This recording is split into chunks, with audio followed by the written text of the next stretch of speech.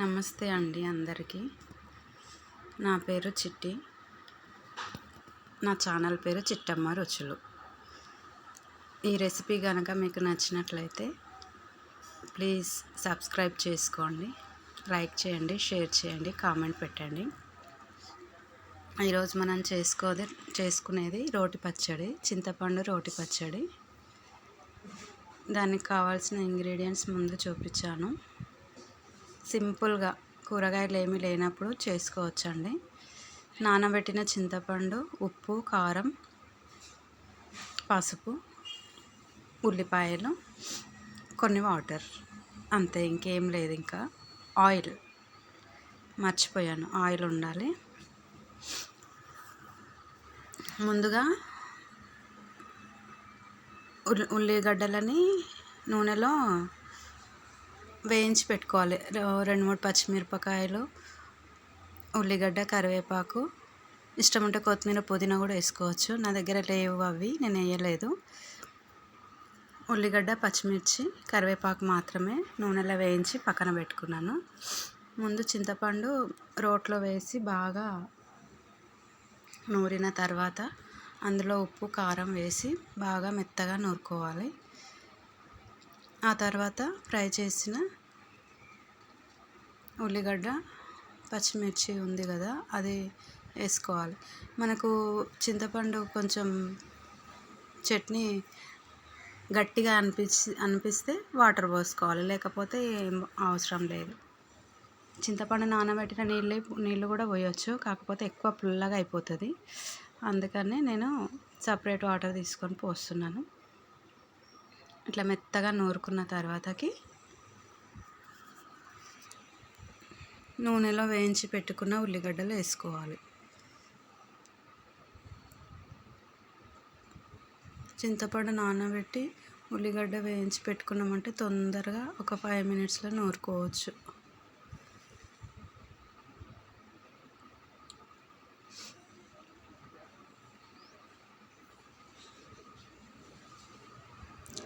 ఇలా అంతా వేసి బాగా మెత్తగా ఈ ఉల్లిగడ్డలు కొంచెం నలగాలి, ఎక్కువ నలగని అవసరం లేదు. ఆల్రెడీ చింతపండు మెత్తగానే నూరుకున్నాం కదా. ఆ ఉల్లిగడ్డలు కొంచెం అలా మిక్స్ అయ్యేంత నూరుకోవాలి.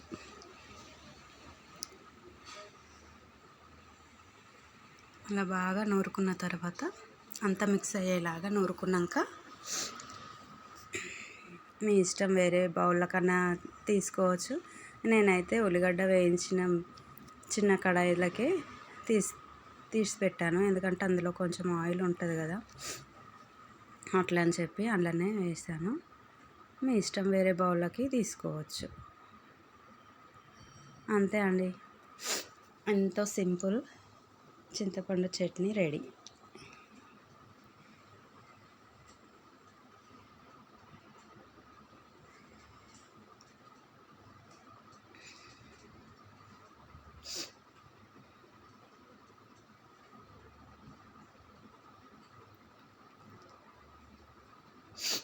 అంతే, ఇంకా తీసి బౌల్లోకి అంతా ఎత్తేసుకుంటున్నాను.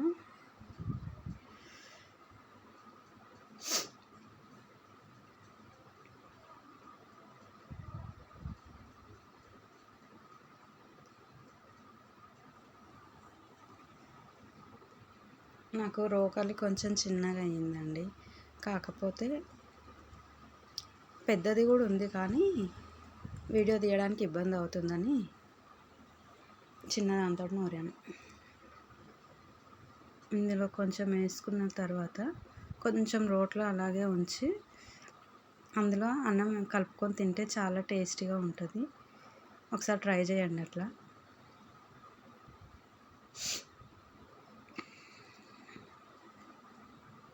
నాకు మా అమ్మ అట్లనే కలిపి ముద్దలు పెడుతుండే. మాకు ఇంట్లో ఏదైనా చట్నీ చేసినా కానీ, మామిడికాయ పచ్చడి చేసినా కానీ మమ్మీ ఇట్లనే వేడివేడి అన్నం కలిపి ముద్దలు పెడుతుండే.